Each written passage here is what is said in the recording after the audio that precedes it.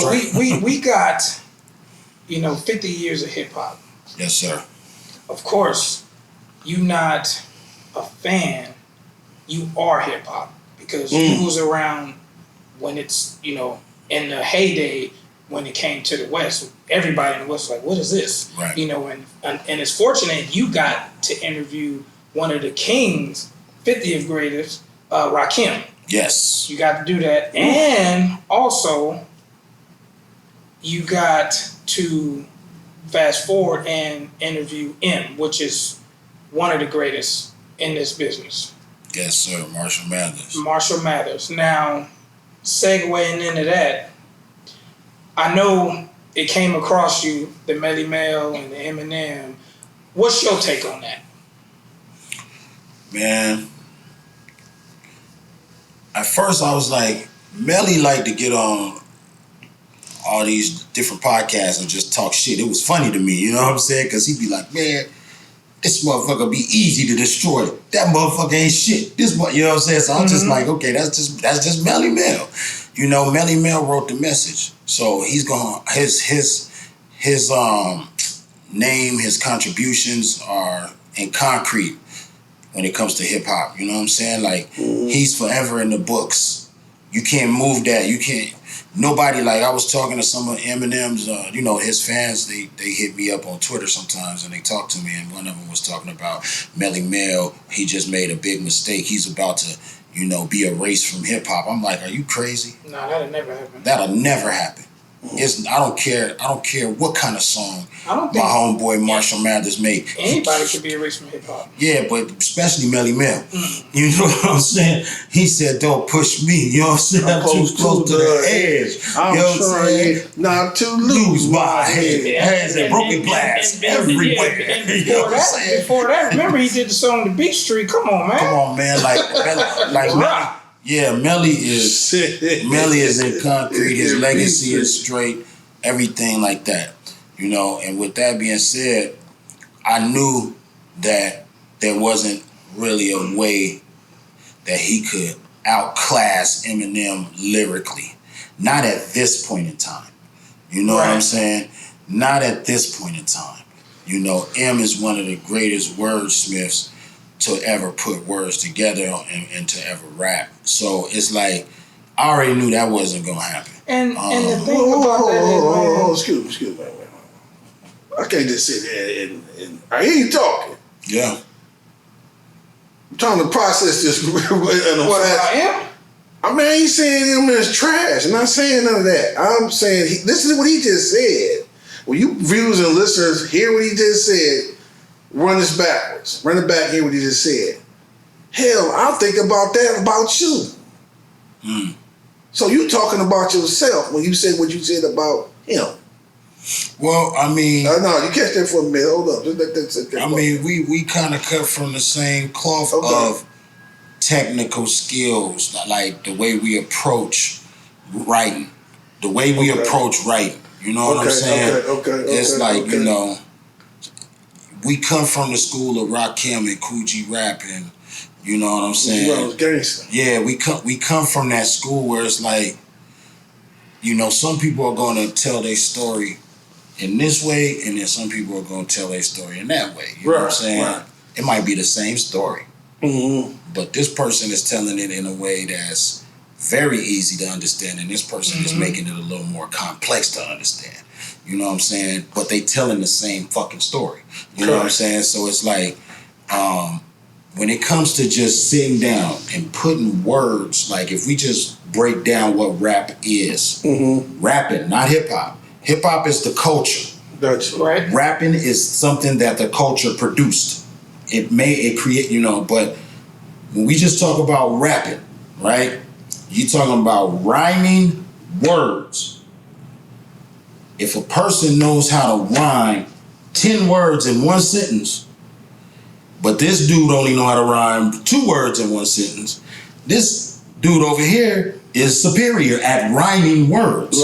Right. Now, the listener might not like to hear a nigga rhyme 10 words in a sentence. You feel me? Yeah. But he's still superior to this nigga when it comes to technical writing. Yeah. So I think what happens is a lot of the people who are listeners, they listen with a subjective ear and they say, okay, but I don't like how that sounds. And it's okay. All right, that's everybody. I could look at a painting and say, I don't like that painting. But the technical skill that it took to create that, I understand that he's more advanced than the person over here that might make a song that we all love even more than that song. We just talking technical skills. We're not talking about what we like. We just talking technical skills, the writing tools, metaphors, punchlines, cadences, syllable rhyming, all these different tools that's in a writer's box. Eminem has commanded great craftsmanship over the tools in an MC's box. He agreed. He has downloaded the art of rhyming, and he represents that. Melle is a pioneer, which did the same thing. Who did the same thing in his day. Yes, and I would even say it was harder for Melle to get to where he was at because his was an original thought.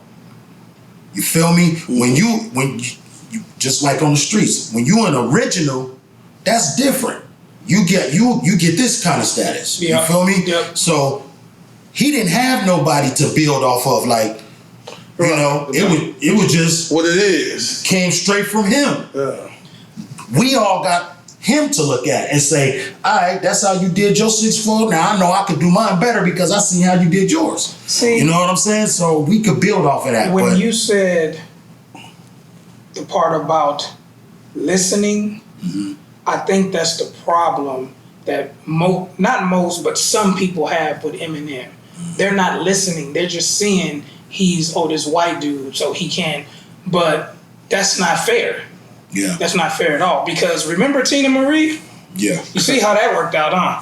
Tina Marie was singing her ass off. But remember her album cover, they didn't have her picture on it. Everybody thought she was a sister. Well, think about it though. They used to put white people pictures on black people's on album covers back in the 60s and 50s and 30s. I remember you know what I'm saying? Yep. When they was scared that black people couldn't sell the music to the white people, so they put the white people picture, and it's actually a black person singing. When they came into the arena of black American music, now they had to go through some of that type of shit. You know what I'm saying? That it flipped on them. You feel me? And at the end of the day, talent is talent. Talent is talent. That's basically that's all I'm saying. That's talent basically is talent. what it is. And when he first came out, even Dre said to DLC, he was like, you know he white. DLC was like, what? It's like, yeah, this is a white dude. Yeah. So we were kind of threw off, but at the same time, it was like, okay, who gives a fuck? The nigga hard.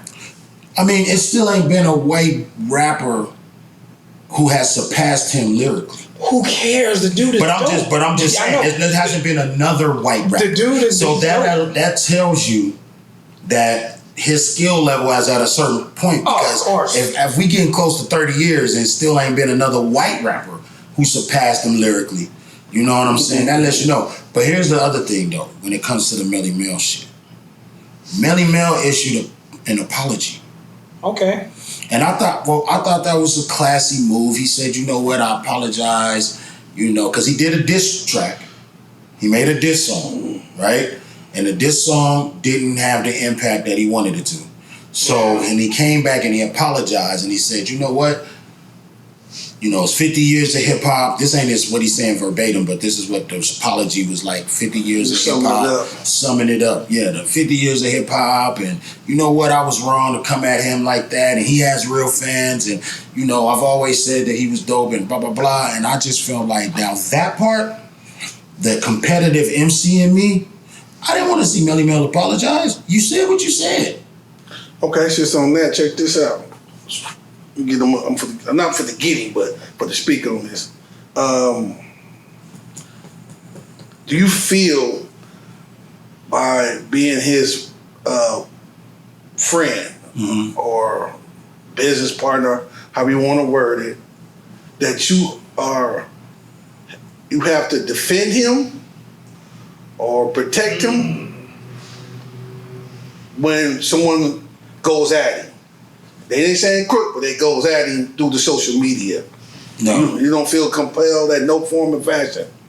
It depends on what it is, because We're only talking about musically. Yeah, if it's music, nah, because you know what I'm saying, he could do it himself.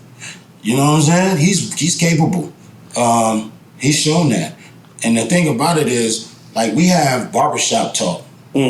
So sometimes we just get into debates about all rappers. It ain't just him. No, you know but what I was talking about you. But when it comes to me, right. You know, like, if they if somebody is dissing him, like, sometimes I have been like, hold on. You know what I'm saying? Like, we not gonna go there, because I feel like as a guardian of the West Coast hip hop culture, you know what I'm saying? I ain't gonna just allow everybody to just start getting out of hand without speaking my 2 cents, without voicing my opinion. Because, like, when they try to say that, you know, oh, he whack, or he not part of the culture and all that. Right. I'm like, man, come on, get out of here with that shit. So bottom line, he ain't gonna let him get packed out. I ain't gonna let him get packed out. He can fight his own battle, but they ain't gonna let him pack him out. I ain't gonna let him pack him out. Okay, so check this out. So then let's go to Good versus Evil. Yeah. 2016. Yes, sir. What about that album? That kind of album was something different right there. How far I would say. I was mad. I was mad, Fumby. You know what I'm saying? I think people who listen to that, they figured that out. And politically and socially. Yeah. I was mad. Now you say you were mad. What got you to that point? I wouldn't want to go out there. You know that's what? a mixture of I'm stuff. But I'm gonna tell you. The gumbo part of stuff. It's a few things that made me mad, and one of them was Tamir Rice. Okay. You know what I'm saying? That right there.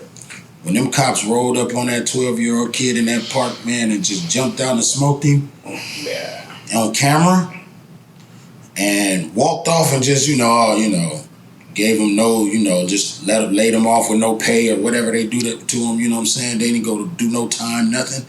You know what I'm saying? They just took that little black kid right off the streets in a pull up. That wasn't a drive by or walk by. That was a pull by. They pulled up, jumped out, and that was it. Assassination. You know what I'm saying? And I was so pissed off because I'm like, that's a 12-year-old kid, man.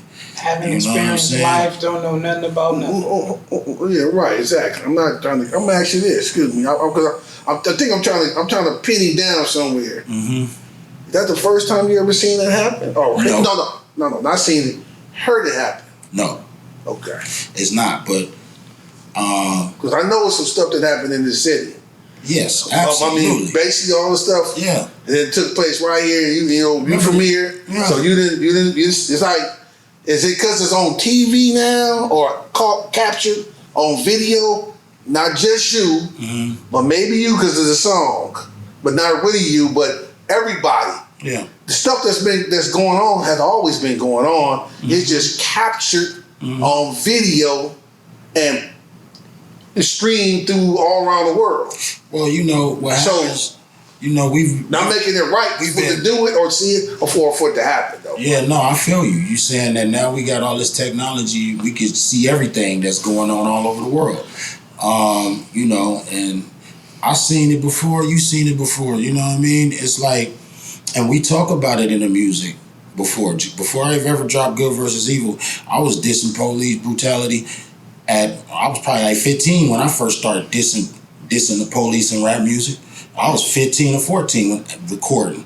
You know what I'm saying? But sometimes you get tired of, it's okay, enough is enough. Like, I just seen this, I seen that, I seen this, I seen that, I seen that. Now y'all just did that, you know what I'm saying?